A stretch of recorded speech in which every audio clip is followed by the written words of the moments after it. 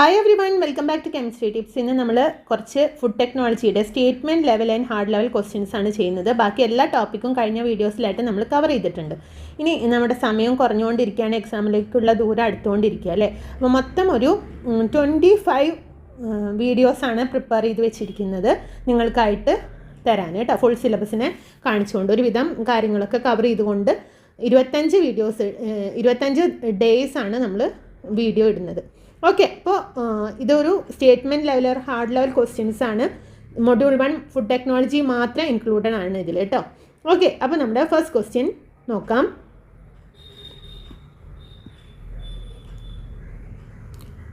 Which of the following statements are true? Options: food high in sugar, other solutes dry more slowly. As drying progresses, the concentration of solutes in water increases, causing the drying rate to slow. Water that is most difficult to remove, that is chemically bound in the form of hydrates. Drying at high pressure occurs at lower temperature. അപ്പോൾ എന്താ ഇവിടെ ചോദിച്ചിരിക്കുന്നത്? താഴെ തന്നിരിക്കുന്ന സ്റ്റേറ്റ്മെൻറ്റ്സിൽ ഏതൊക്കെയാണ് true ആയിട്ട് ഉള്ളതെന്നാണ്. 4 statement നമുക്ക് തന്നിട്ടുണ്ട്. അപ്പോൾ ഇവിടെ ശ്രദ്ധിക്കുക, ആദ്യത്തെ സെൻറ്റൻസിൽ എന്താ പറയുന്നത്? ഹൈ ഷുഗർ കണ്ടൻറ്റ് അല്ലെങ്കിൽ മറ്റുള്ള സൊല്യൂട്ട്സിൻ്റെ പ്രസൻസ് ധാരാളമായിട്ടുണ്ടെങ്കിൽ അത്തരം ഫുഡ് ഐറ്റംസ് വളരെ സ്ലോ ആയി മാത്രമേ ഡ്രൈ ആക്കാൻ സാധിക്കുകയുള്ളൂ. ഉണക്കിയെടുക്കാനായിട്ട് ഒരു സ്ലോ പ്രോസസ്സാണ് നടക്കുന്നത്. എങ്ങനെയുള്ളത്? ഷുഗർ കൂടുതൽ, പഞ്ചസാരയുടെ അംശം കൂടുക അല്ലെങ്കിൽ മറ്റ് കെമിക്കൽസോ മറ്റുള്ള സൊല്യൂട്ട്സ് കൂടുതലാണെങ്കിൽ ഡ്രൈ ആക്കാനായിട്ട് കൂടുതൽ സമയം വേണമെന്നാണ് പറയുന്നത്. അത് വളരെയധികം കറക്റ്റായിട്ടുള്ള ഒരു കാര്യമാണ്. കാരണം നമ്മൾ ഡ്രൈ ആക്കുക എന്ന് പറയുന്നത് എന്താണെന്നറിയോ? വാട്ടറിൻ്റെ കണ്ടൻറ്റ് കുറയുകയാണ്. അങ്ങനെ ഡ്രൈ ആക്കും തോറും അതിനകത്തുള്ള സൊല്യൂട്ട്സിൻ്റെ കോൺസെൻട്രേഷനാണ് കൂടുന്നത്. അതിൻ്റെ ഫലമായിട്ട് വളരെ സ്ലോ ആയിട്ട് മാത്രമേ ഡ്രൈ ചെയ്യാനായിട്ട് സാധിക്കൂ. ഇനി അടുത്ത പോയിന്റ് എന്താ പറയുന്നത്? ആസ് ഡ്രൈയിങ് പ്രോഗ്രസ്, ഡ്രൈ ഇങ്ങനെ നടന്നുകൊണ്ടിരിക്കുമ്പോൾ the concentration of solutes in water increases, വാട്ടറിലുള്ള അല്ലെങ്കിൽ ആ കണ്ടൻറ്റിലുള്ള സൊല്യൂട്ട്സിൻ്റെ കോൺസെൻട്രേഷൻ ഇൻക്രീസ് ചെയ്തുകൊണ്ടിരിക്കും. Causing the drying rate to slow, അത് തന്നെയാണ് നേരത്തെ പറഞ്ഞ അതിൻ്റെ ഫലമായിട്ട് ഡ്രൈയിങ് റേറ്റ് കുറഞ്ഞുകൊണ്ടേയിരിക്കും. ഓക്കെ, അടുത്തത് water that is most difficult to remove is that is chemically bound in the form of hydrates. ഹൈഡ്രേറ്റ്സിൻ്റെ ഫോമിൽ കെമിക്കലി ബൗണ്ട് ചെയ്തിരിക്കുകയാണെങ്കിൽ വാട്ടറിൻ്റെ റിമൂവൽ എന്ന് പറയുന്നത് കുറച്ച് ഡിഫിക്കൽട്ടാണ്. വളരെ കറക്റ്റായിട്ടുള്ള കാര്യമാണ്. കെമിക്കലി ബൗണ്ട് ചെയ്തിരിക്കുകയാണ്, കെമിക്കൽസുമായിട്ട് അങ്ങനെ ഒരു രീതിയിൽ ഇരിക്കുകയാണെങ്കിൽ വാട്ടർ റിമൂവ് ചെയ്യാനായിട്ട് കുറച്ച് ബുദ്ധിമുട്ടാണ് in the form of hydrates ആണെങ്കിൽ കേട്ടോ. അപ്പോൾ നമ്മൾ ഹീറ്റ് ചെയ്യൊക്കെ വേണം. ഹീറ്റ് ചെയ്ത് കഴിഞ്ഞാൽ മാത്രമേ നമുക്ക് അങ്ങനെ വാട്ടർ ലോസ് ഒക്കെ നടക്കുകയുള്ളൂ. 4th point, drying at high pressure occurs at lower temperature. ഇത് തെറ്റാണ്. ഡ്രൈയിങ് അറ്റ് ലോ പ്രഷറാണ്. ലോവർ പ്രഷർ ആണെങ്കിൽ lower pressure occurs at lower temperature. High അല്ല, ഹൈ എന്ന് പറയുന്നത് തെറ്റാണ്. Drying at lower pressure occurs at lower temperature. അപ്പോൾ ഈ 4ാമത്തെ സ്റ്റേറ്റ്മെൻറ്റ് തെറ്റാണ്. ബാക്കി 3 ശരിയാണ്. തന്നിരിക്കുന്നതിൽ ഏതായിരിക്കും? ഇതിൽ 4 ഉണ്ട്, ഇതെല്ലാം യെസ്, ഓപ്ഷൻ ബി ആണ് നമ്മുടെ കറക്റ്റ് ആൻസറായിട്ട് വരുന്നത്. ക്ലിയർ ആയോ? ഇനി നമ്മുടെ അടുത്ത ക്വസ്റ്റ്യൻ നോക്കാം. Carry over principle is which of the following statement is or are correct? Statement number 1, additives added in the raw material are not present in the final product. Statement number 2, antioxidant added to oil is present in all oil based product made from it. Option statement number 1, ഇത് വീണ്ടും repeat ചെയ്ത mistake ആണ് കേട്ടോ. ഇത് statement number 2 ആണ് കേട്ടോ. 2, both 1 and 2, none of the above. അപ്പോൾ carry over principle എന്താണെന്ന് അറിയാം. നമ്മളെ കോഡെക്സിനകത്ത് വളരെ ഭംഗിയായിട്ട് പറഞ്ഞിരിക്കുന്ന ഒന്നാണ് ക്യാരി ഓവർ പ്രിൻസിപ്പിൾ. ഇതിൽ പറയുന്നത് അഡിറ്റീവ്സ് നമ്മൾ ആഡ് ചെയ്യുക അല്ലെങ്കിൽ റോ മെറ്റീരിയൽസ് അല്ലെങ്കിൽ അതർ ഇൻഗ്രീഡിയൻസ് നമ്മൾ ആഡ് ചെയ്യുമ്പോൾ ഫൈനൽ പ്രോഡക്റ്റിൽ അതിൻ്റെ പ്രസൻസ് ഉണ്ടാവണം. അതാണ് ക്യാരി ഓവർ പ്രിൻസിപ്പിളിൽ പറയുന്നത്. അഡിറ്റീവ്സ് ആഡ് ചെയ്യുന്നതിനെ കുറിച്ചാണ് പറയുന്നത്. അപ്പോൾ അതുമായി ബന്ധപ്പെട്ടിട്ടുള്ള റോ മെറ്റീരിയൽ ആണെങ്കിൽ ഫൈനൽ പ്രോഡക്റ്റ് വരുമ്പോൾ അതിൻ്റെ പ്രസൻസ് നമുക്ക് അറിയണം എന്നാണ് ക്യാരി ഓവർ പ്രിൻസിപ്പിളിൽ പറയുന്നത്. അപ്പോൾ ഇവിടെ additives added in the raw materials are not present എന്നാണ് പറഞ്ഞിരിക്കുന്നത്. സോ അത് തെറ്റായ സ്റ്റേറ്റ്മെൻ്റ് ആണ്. Present in the final product ആണ് കറക്റ്റ് ആൻസർ കേട്ടോ. സ്റ്റേറ്റ്മെൻറ്റ് നമ്പർ 2 എന്താ പറയുന്നത്? Antioxidant added to oil is present in all oil based product made from it. ഓയിലിൽ ആൻറ്റി ഓക്സിഡൻറ്റ്സ് ആഡ് ചെയ്യുകയാണ്. ഈ ഓയിൽ വെച്ച് ഉണ്ടാക്കുന്ന എല്ലാ പ്രോഡക്റ്റുകൾക്കും അതിൻ്റെ ഒരു പ്രസൻസ് ഉണ്ടായിരിക്കും. ഈ ആൻറ്റി ഓക്സിഡൻസിൻ്റെ പ്രസൻസ് ആ ഓയിൽ വെച്ചിട്ട്, ഈ ആൻറ്റി ഓക്സിഡൻറ്റ് ആഡ് ചെയ്ത ഓയിൽ വെച്ച് ഉണ്ടാക്കുന്ന എല്ലാ പ്രോഡക്റ്റിനും അതിൻ്റെ ഒരു പ്രസൻസ് നമുക്ക് കാണാൻ സാധിക്കും. ഇത് കറക്റ്റായ സ്റ്റേറ്റ്മെൻ്റ് ആയതുകൊണ്ട് ഓപ്ഷൻ ബി ആണ് നമ്മുടെ കറക്റ്റ് ആൻസർ. അപ്പോൾ കാരിയർ പ്രിൻസിപ്പിൾ കോഡെക്സിൽ ഭംഗിയായിട്ട് പറഞ്ഞിട്ടുണ്ട്. നിങ്ങളതൊന്ന് അതിൻ്റെ പ്രിയാമ്പിളൊക്കെ കിട്ടും, നെറ്റിൽ അടിച്ചു കൊടുത്താൽ കിട്ടും, ഒന്ന് വായിച്ച് നോക്കുക കേട്ടോ. Difference of green tea from black tea is that which of the following statement is or are correct? Options: the oxidation process is omitted. The tea leaves are steamed in a pan before rolling to prevent oxidation by enzyme. The oxidation process is omitted and the tea leaves are steamed in a pan before being rolled to prevent oxidation by enzyme. Option D, none of the mentioned. അപ്പോൾ ഇവിടുത്തെ പ്രത്യേകത എന്താണ്? Green ടീയും black tea ആണ്. ഇതെന്താണെന്ന് എല്ലാവർക്കും അറിയാം അല്ലേ? ഗ്രീൻ ടീനെ അറിയാം, ബ്ലാക്ക് ടീനെ അറിയാം. ഗ്രീൻ ടീയുടെ പ്രത്യേകതയും ആണെങ്കിലും ബ്ലാക്ക് ടീയുടെ ആണെങ്കിലും കോമൺ ആയിട്ടുള്ളൊരു കാര്യം, ഇത് രണ്ടും ഉണ്ടാക്കിയിരിക്കുന്നത് കമേലിയ സിനൻസിസ് എന്ന് പറയുന്ന പ്ലാന്റിൽ നിന്നാണ്. നമ്മൾ മുന്നേ ടീ ഒക്കെ എടുത്തപ്പോൾ പറഞ്ഞു കമേലിയ സിനൻസിസ്. ഈ ഒരു പ്ലാന്റിൽ നിന്നാണ് നമ്മൾ ഈ ഗ്രീൻ ടീയും ബ്ലാക്ക് ടീ ഒക്കെ ഉണ്ടാക്കുന്നത്. മനസ്സിലായോ? പിന്നെ എന്താ പ്രത്യേകത എന്ന് വെച്ചാൽ ബ്ലാക്ക് ടീയുടെ ലീവ്സ്, ബ്ലാക്ക് ടീ ആണെങ്കിൽ ആദ്യം എന്ത് ചെയ്യും? അത് റോൾ ചെയ്യും. ബ്ലാക്ക് ടീ ലീവ്സ് ആദ്യം റോള് ചെയ്യും. റോൾഡ് ഇങ്ങനെ ചുരുട്ടിയെടുക്കില്ല, അതന്നെ റോൾ ചെയ്തതിന് ശേഷം അത് ഓക്സിഡൈസ് ചെയ്യും. മനസ്സിലായോ? എങ്ങനെ ഓക്സിഡൈസ് ചെയ്യുന്നത്? Exposed to air. ഇനി ഗ്രീൻ ടീ ആണെങ്കിലോ അൺഓക്സിഡൈസ്ഡ് ആണ്.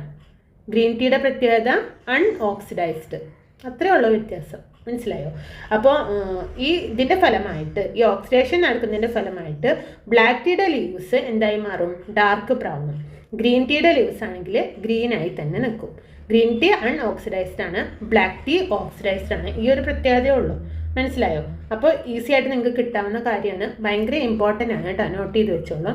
അപ്പോൾ ഇവിടെ നമ്മുടെ ആൻസർ എന്ന് പറയുന്നത് എന്തായിരിക്കും? ഓപ്ഷൻ സി ആണ്. Oxidation process is omitted. ഏതിൽ? ഡിഫറൻസ് ആണ് പറയുന്നത് അല്ലേ? ഒമിറ്റ് ചെയ്യുന്നുണ്ട്. And the tea leaves are steamed in a pan before being rolled to prevent oxidation by enzyme. ഇതാണ് ഗ്രീൻ ടീയും ബ്ലാക്ക് ടീയും തമ്മിലുള്ള വ്യത്യാസം. ഓപ്ഷൻ ക്ലിയർ ആയല്ലോ? ചോദിച്ചിരിക്കുന്നത് എന്താണ്? Difference of green tea from black tea. അപ്പോൾ ഗ്രീൻ ടീയിൽ ഓക്സിഡേഷൻ പ്രോസസ് ഒമിറ്റഡ് ആണ്. ടീ ലീവ്സ് ജസ്റ്റ് ഒന്ന് ചൂടാക്കി എടുക്കും കേട്ടോ, before being rolled to prevent oxidation by enzyme. Okay, അപ്പോൾ നെക്സ്റ്റ് ക്വസ്റ്റ്യൻ നോക്കാം. Food contaminants means. Options: they are intentionally added to food for processing, substance not intentionally added to food but are present due to processing, treatment, packing, presence of harmful chemicals and microorganism, none of the above. അപ്പോൾ നമുക്ക് അറിയാവുന്ന കാര്യമാണ് food contaminants എന്ന് പറയുന്നത് അല്ലേ? Food കണ്ടാമിനൻസിൻ്റെ പ്രത്യേകത എന്താണ് actually? അത് നമ്മുടെ ഫുഡിൽ ഉണ്ടാകുന്ന കെമിക്കൽ ആവാം, അല്ലെങ്കിൽ മൈക്രോ ഓർഗാനിസം ആവാം, വൈറസ് ആവാം, ബാക്ടീരിയ ആവാം, പാരസൈറ്റ് ആവാം, അല്ലേ? എന്ത് വേണമെങ്കിലും. മൈക്രോ ഓർഗാനിസം എന്ന് പറയുമ്പോൾ അതൊക്കെ അതിൽ പെട്ടു. ഇനി അതല്ലെങ്കിൽ വേറെ ചില ഐറ്റംസ് നമ്മുടെ ഫുഡിൽ പെടുന്നതായിരിക്കാം. എന്ത് തന്നെ ആയാലും നമുക്കിത് ഇൻറ്റൻഷനലി ആഡ് ചെയ്തതാണെന്ന് പറയാൻ പറ്റില്ല. അല്ലാതെ പ്രോസസ്സിങ്ങിൻ്റെ ഭാഗമായിട്ടോ ട്രീറ്റ്മെൻറ്റിൻ്റെ ഭാഗമായിട്ടോ പാക്കേജ്, സ്റ്റോറേജ്, അങ്ങനെ ഒരുപാട് പ്രോസസ്സ് നടന്നിട്ടാണ് നമുക്കിത് കിട്ടുന്നത്. അപ്പോൾ ഫുഡ് കണ്ടാമിനൻസ് എന്ന് പറയുന്നത് ഹാംഫുൾ ആയിട്ടുള്ള സബ്സ്റ്റൻസ് ആണ്. ഈ സബ്സ്റ്റൻസിൻ്റെ പ്രത്യേകത അത് ഫുഡിൽ പ്രസൻ്റ് ആയിരിക്കും. പലതരത്തിലുള്ള ഫുഡ് ബോൺ ഇൽനെസ് നമുക്ക് ഉണ്ടാക്കുന്നതായിരിക്കും. അത് കെമിക്കൽസിൻ്റെ പ്രസൻസിലോ മൈക്രോ ഓർഗാനിസത്തിൻ്റെ പ്രസൻസിലോ ആവാം.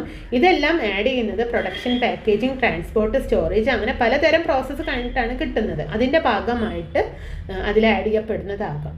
മനസ്സിലായോ? അപ്പോൾ കെമിക്കൽ കണ്ടാമിനൻസ് എന്ന് പറയുമ്പോൾ എന്തൊക്കെയായിരിക്കും? പെസ്റ്റിസൈഡ്സ്, അതുപോലെ ക്ലീനിങ് കോമ്പൗണ്ട്സ്, മൈക്കോടോക്സിൻ പോലെയുള്ള ടോക്സിൻസ് ആവാം, അല്ലെങ്കിൽ എൻവയോൺമെൻറ്റൽ കണ്ടാമിനൻസ് ആവാം, അഗ്രികൾച്ചറൽ ആക്ടിവിറ്റീസ് കാരണം അല്ലെങ്കിൽ ഇൻഡസ്ട്രിയൽ ആക്ടിവിറ്റീസ് കാരണമുള്ള കണ്ടാമിനൻസ് ആവും. ഇതെല്ലാം കെമിക്കൽ കണ്ടാമിനൻസിൽ വരും.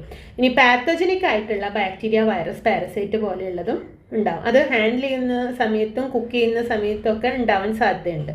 പാരസൈറ്റ്സ് എന്ന് പറയുമ്പോൾ പലതരം ടേപ്പ് വേംസ് ഒക്കെ ഉണ്ടല്ലോ, അതുപോലത്തെ കാര്യങ്ങളാവാം.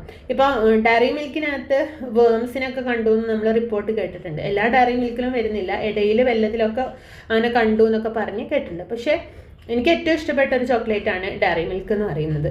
ഞാൻ ഇതുവരെ വേമിനെ കണ്ടിട്ടുമില്ല. പക്ഷേ ആ പാക്കിങ്ങിൽ എവിടെയെങ്കിലും ഒരു മിസ്റ്റേക്ക് സംഭവിച്ചിട്ടാവാം അങ്ങനെ കണ്ടിട്ടുണ്ടാവും അല്ലേ. അപ്പം അത് പാക്കേജിങ്ങിൻ്റെ ഭാഗമായിട്ടോ അങ്ങനെ അബദ്ധത്തിൽ സംഭവിക്കുന്നതാണ്, അല്ലാതെ ഇൻറ്റൻഷനലി ആഡ് ചെയ്തിട്ടുള്ളതല്ല അല്ലേ. അപ്പോൾ എമ്മിനെ ആരും ഇൻറ്റൻഷനലി ആഡ് ചെയ്യുന്നതല്ല. അപ്പോൾ സ്റ്റോറേജിൻ്റെ ഭാഗമായിട്ടോ പാക്കേജിങ്ങിൻ്റെ ഭാഗമായിട്ടോ ഒക്കെ സംഭവിക്കുന്നതാണ്. അത് എല്ലാത്തിലും ഇല്ല. ആർക്കോ എങ്ങനെ എവിടെയോ ഒരെണ്ണം കിട്ടിയെന്ന് കരുതിയിട്ട് മറ്റുള്ള പ്രോഡക്റ്റിനെ നമുക്ക് പറയാൻ പറ്റില്ല. എൻ്റെ ഫേവറേറ്റ് ചോക്ലേറ്റാണ്. ഞാൻ ഇതുവരെ ഒരു ഫെമിനെയും അതിൽ കണ്ടിട്ടില്ല. സോ ഞാൻ പറഞ്ഞു വന്നത് പലതരത്തിലുള്ള പാരസൈറ്റുകളെ കാണാനുള്ള സാധ്യതയുണ്ട്. അതുപോലെ ഹാൻഡ്ലിങ്, പ്രിപ്പറേഷൻ, സ്റ്റോറേജ്, അങ്ങനെയുള്ള ഒരു hygiene habits, contamination of insects and pest, അങ്ങനെ ഒരുപാട് കാര്യങ്ങളെ ഡിപ്പെൻഡ് ചെയ്തിട്ടാണ് ഇത് വരുന്നത്. അപ്പം നമ്മുടെ ഇവിടുത്തെ കറക്റ്റ് ആൻസർ എന്ന് പറയുന്നത് substance not intentionally added to food but are present due to processing, treatment, packaging. ഇതിൻ്റെ ഭാഗമായിട്ട് ആഡ് ചെയ്യപ്പെടുന്നത് പ്രോസസ്സിങ്ങിലാവാം, അല്ലെങ്കിൽ ട്രീറ്റ്മെൻറ്റോ പാക്കേജിങ്ങിൻ്റെ ഭാഗമായിട്ട് വരുന്നതാണ്, നോട്ട് ഇൻറ്റൻഷനലി അല്ലേ. ഓക്കെ, അപ്പോൾ അതാണ് നമ്മുടെ ആൻസർ. അപ്പോൾ ഈ ഓപ്ഷൻ 2 എന്ന് പറയുന്നത് കറക്റ്റ് ആവുന്നത് ഏതാണ് ഇതിൽ? പിന്നെ presence of harmful chemicals and microorganism, അത് ഫുഡ് കണ്ടാമിനൻസിൻ്റെ ഭാഗമായിട്ട് വരുന്നുണ്ട്. പക്ഷെ അത് മാത്രമല്ലല്ലോ, വേറെയും കുറേ കാര്യങ്ങൾ ഇവിടെ പറയുന്നുണ്ട്. നൺ ഓഫ് ദ അബവ്, അത് തെറ്റാണ്. അപ്പോൾ നോക്കാം, നമുക്ക് ഇത് ഹാംഫുൾ ആയിട്ടുള്ള കെമിക്കൽ ആവാം, ഹാംഫുൾ അല്ലാത്തതാവാം, എന്ത് വേണമെങ്കിലും അതിൽ ഉൾപ്പെടാം അല്ലേ. അപ്പോൾ അതൊരു ആൻസർ തന്നെയാണെങ്കിലും പെർഫെക്റ്റ് ആൻസറായിട്ട് നമുക്ക് പറയാൻ പറ്റില്ല. സോ നമ്മുടെ ആൻസർ നോക്കിക്കഴിഞ്ഞാൽ ഓപ്ഷൻ ബി ആയിരിക്കും. ഓപ്ഷൻ ബിയിലാണ് ഇത് സെക്കൻഡ് സ്റ്റേറ്റ്മെൻറ്റ് വരുന്നത്, ഓപ്ഷൻ ബി. ഓക്കെ, ഇനി next question. Food may contain naturally occurring toxic agents or toxic substances formed in cooking that are more harmful than the small amount of pesticide that linger in the food we eat.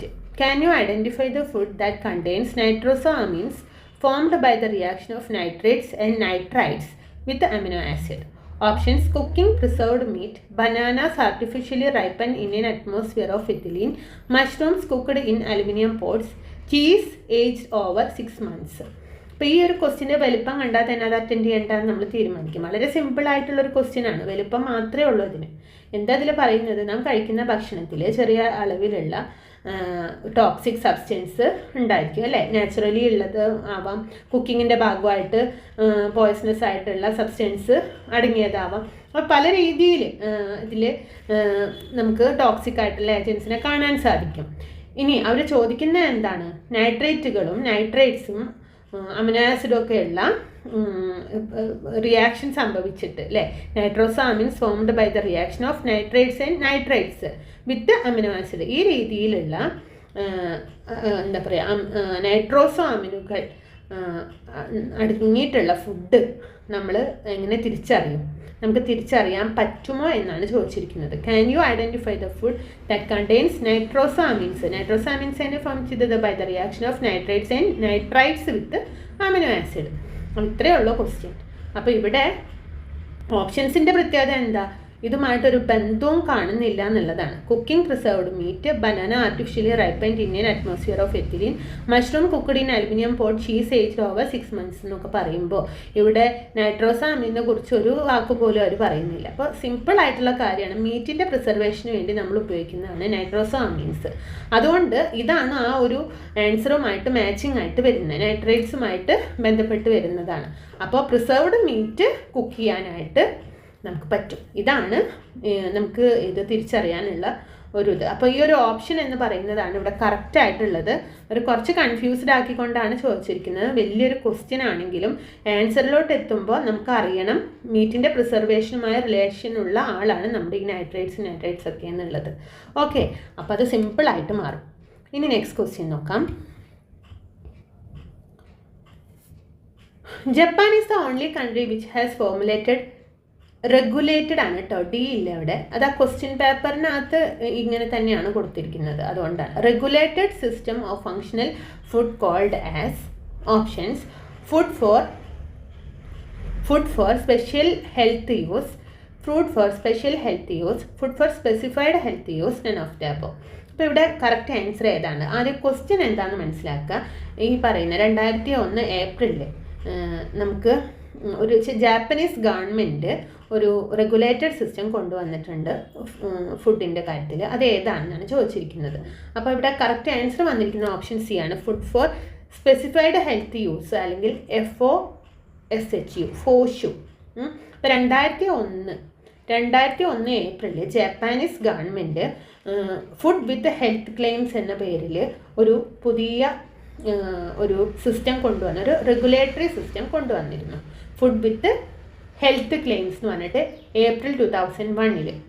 അതിൽ include ചെയ്തിട്ടുള്ളതാണ് food for specified health, FOSHU അല്ലേ, FOSHU എന്ന് പറയാം. വേറൊരാളും കൂടിയുണ്ട്, FNFC എന്ന് പറയും. ഈ രണ്ടാൾക്കാരാണ് ഇതിനകത്ത് ഇൻക്ലൂഡഡ് ആയിട്ടുള്ളത്. ഫോഷു കൂടാതെ FNFC എന്ന് പറഞ്ഞാൽ ഫുഡ്സ് വിത്ത് ന്യൂട്രിയൻ ഫങ്ഷൻ ക്ലെയിംസ്. ഓക്കെ, ഇവർ രണ്ട് പേരും കൂടി ചേർന്നതാണ് ഈ ഫുഡ് വിത്ത് ഹെൽത്ത് ക്ലെയിംസ് എന്ന് പറയുന്നത്. ജാപ്പനീസ് ഗവൺമെൻറ് കൊണ്ടുവന്ന റെഗുലേറ്ററി സിസ്റ്റം ആയിരുന്നു. ഓക്കെ, അത് ജസ്റ്റ് ഒന്ന് നോട്ട് ചെയ്തോളൂ കേട്ടോ. അടുത്ത ക്വസ്റ്റ്യൻ നോക്കാം. What is HACCP system for?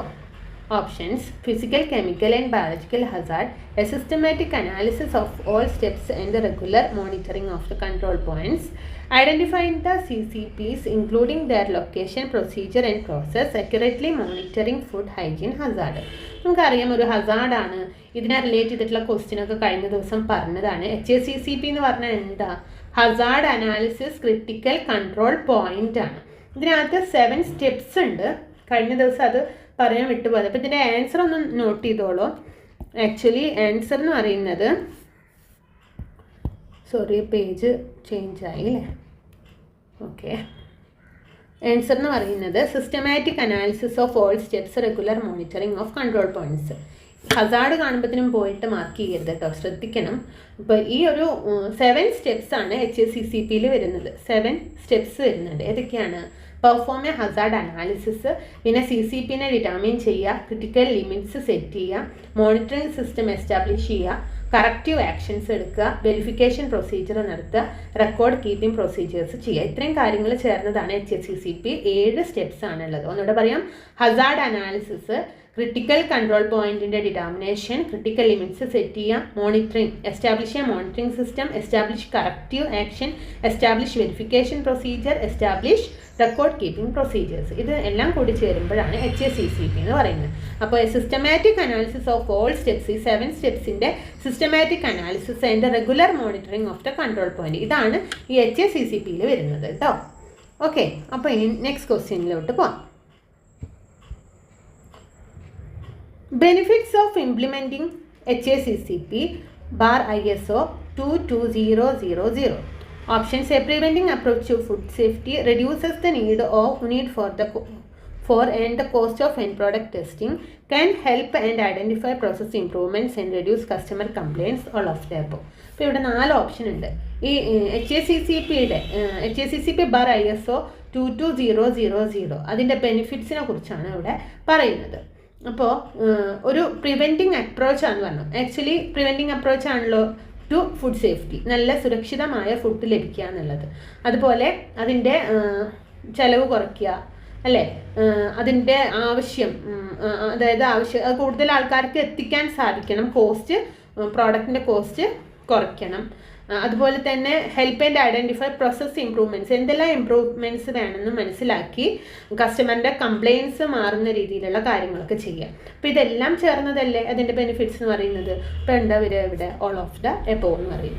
Preventive അപ്രോച്ചാണ്, കോസ്റ്റും കുറയ്ക്കും, അതുപോലെ ഇംപ്രൂവ്മെൻറ്റ്സ് വരുത്തുക, കസ്റ്റമറിൻ്റെ കംപ്ലയിൻസ് കുറയ്ക്കുക എന്നുള്ളതെല്ലാം ഉൾപ്പെടുന്നതാണ് HACCP/ISO 22000. All of the above ആണ് നമ്മുടെ ആൻസർ കേട്ടോ.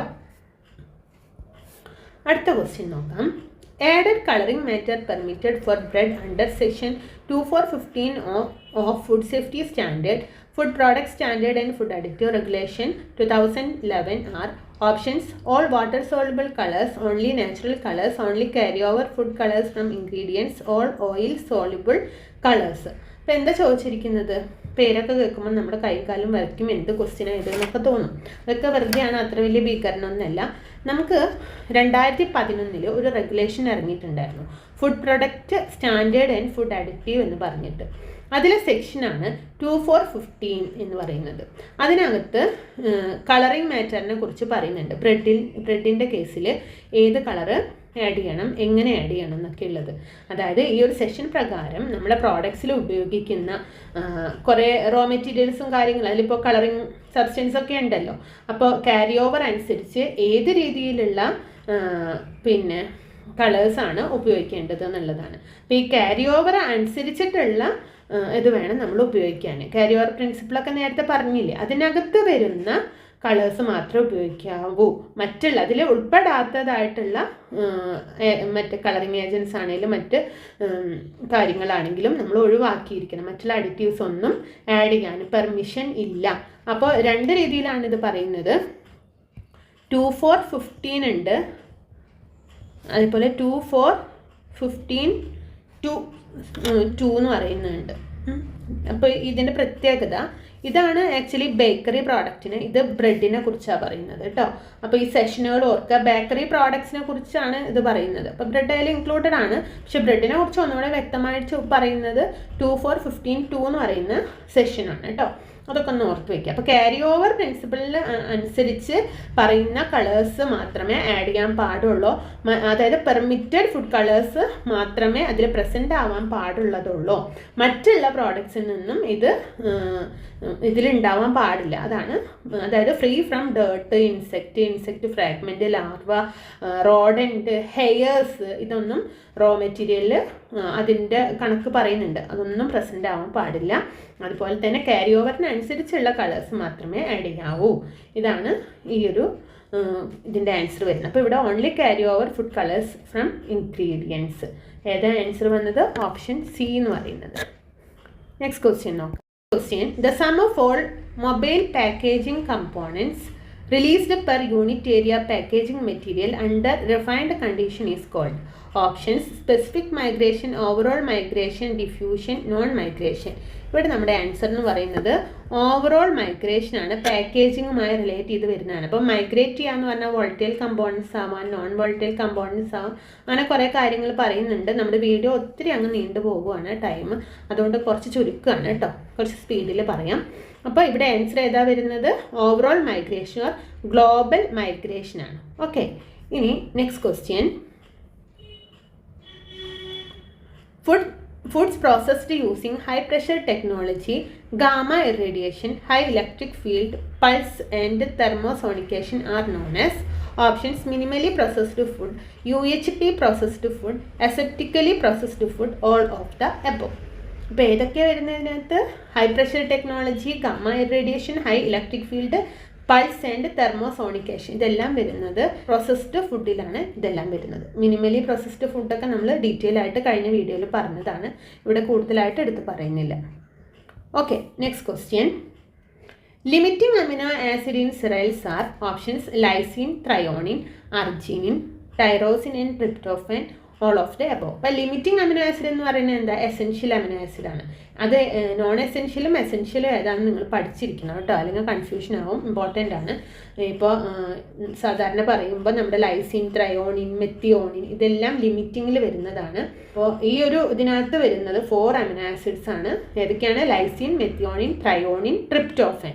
അപ്പോൾ ഇവിടെ ലൈസിൻ, ത്രയോണിൻ ഓക്കെയാണ് ആൻസർ. ഇവിടെ തൈറോസിൻ പ്ലസ് ട്രിപ്റ്റോഫാൻ ആയതുകൊണ്ട് അത് തെറ്റാണ്. ട്രിപ്റ്റോഫാൻ ഓക്കെയാണ് കേട്ടോ, ശരിയാണ്. അപ്പോൾ ഓർത്ത് വയ്ക്കുക. പിന്നെ ഫസ്റ്റ് ലിമിറ്റിംഗ് അമിനോ ആസിഡ് എന്ന് പറയുന്നത് സിറൈൽസിൻ്റെ കേസാണ് ഇവിടെ പറയുന്നത് കേട്ടോ. The first limiting amino acid in all cereals എന്ന് പറയുന്നത് ഏതാണ്? ലൈസിനാണ്. അതൊന്ന് നോട്ട് ചെയ്തോളൂ. പിന്നെ ത്രയോണിൻ എന്ന് പറയുന്നത് സിറൈൽസിൽ പ്രസൻ്റ് ആയിട്ടുള്ള ലിമിറ്റിംഗ് അമിനോ ആസിഡാണ്. ഒക്കെ മനസ്സിലാക്കുക ഏതൊക്കെയാണ്. അപ്പോൾ 4 limiting amino acids. First one ഏതാണ്? അതൊക്കെ നോട്ട് ചെയ്തോളൂ. ഓക്കെ, അപ്പോൾ നമ്മുടെ അടുത്ത ക്വസ്റ്റ്യൻ നോക്കാം. Degumming of vegetable oil is done by. Options: phosphoric acid, citric acid, lactic acid, both A and B. Degumming of vegetable oil is done by phosphoric acid ആണ് കേട്ടോ. Answer phosphoric acid. Next question. Sprouting on onion during storage is inhibited by using calcium nitrate, malic hydrazide, calcium sorbate, GA. അപ്പോൾ ഇവിടെ sprouting on onion അത് നിങ്ങൾക്ക് എല്ലാവർക്കും അറിയാവുന്നൊരു ടേമാണെന്ന് കരുതുന്നു. Sprouting of onion during storage inhibit ചെയ്യാനായിട്ട് ഉപയോഗിക്കുന്നത് മല്ലിക് ഹൈഡ്രസൈഡ് ആണ് കേട്ടോ. Maleic hydrazide. Okay, next question. If a strained tomato juice has not less than 25% salt free from tomato solid, it is called options tomato ketchup, tomato juice, tomato puree, tomato paste. Question in the strained tomato juice has not less than 25% salt free from tomato solid. Option വരുന്നത് tomato puree. Okay. അപ്പോൾ തൽക്കാലം നമ്മുടെ questions ഇവിടെ അവസാനിപ്പിക്കുകയാണ്. ഇനി ഒരുപാട് questions ഉണ്ട്. ഇതിന് ഞാൻ ഇനിയും പ്രിപ്പയർ ചെയ്ത് വെച്ചിട്ടുണ്ട്. പക്ഷേ വീഡിയോയുടെ ലെങ്ത്ത് വല്ലാതെ കൂടുന്നത് കൊണ്ടാണ് കേട്ടോ നിർത്തുന്നത്. ഓക്കെ, അപ്പോൾ അടുത്ത വീഡിയോ ആയിട്ട് നമുക്ക് ഉടനെ കാണാം. നെക്സ്റ്റ് ക്വസ്റ്റ്യൻസൊക്കെ ഇനി അടുത്തൊരു വീഡിയോയിൽ നമുക്ക് ഡിസ്കസ് ചെയ്യാം. ഓക്കെ, അപ്പോൾ എല്ലാവർക്കും വീഡിയോ ഇഷ്ടമായെന്ന് കരുതണോ. ഇഷ്ടമായെങ്കിൽ തീർച്ചയായും നിങ്ങൾ ലൈക്ക് ചെയ്യുക. നിങ്ങളുടെ കമൻറ്റ് എന്താണെങ്കിലും അറിയിക്കുക. ഏറ്റവും ബെസ്റ്റ് രീതിയിൽ കമൻറ്റ് കൊടുക്കുന്ന കുറച്ച് പേരൊക്കെ നമ്മളിവിടെ നോട്ട് ചെയ്ത് വെച്ചിട്ടുണ്ട്. കൂടുതൽ പേര് കമൻറ്റ് അയക്കുക. നല്ല കമൻറ്റ്സ് അയക്കുന്നവരിൽ നിന്നും ഒരാൾക്ക് കെമിസ്ട്രി ടിപ്സ് എഡ്യൂക്കേഷൻ്റെ വകയായി നല്ലൊരു ഗിഫ്റ്റ് 1000 rupees വരുന്ന ഒരു ഗിഫ്റ്റ് കൊറിയറായിട്ട് അയക്കും. എപ്പിസോഡ് എക്സാമിന് ശേഷമായിരിക്കും അയക്കുന്നത്. Okay, thank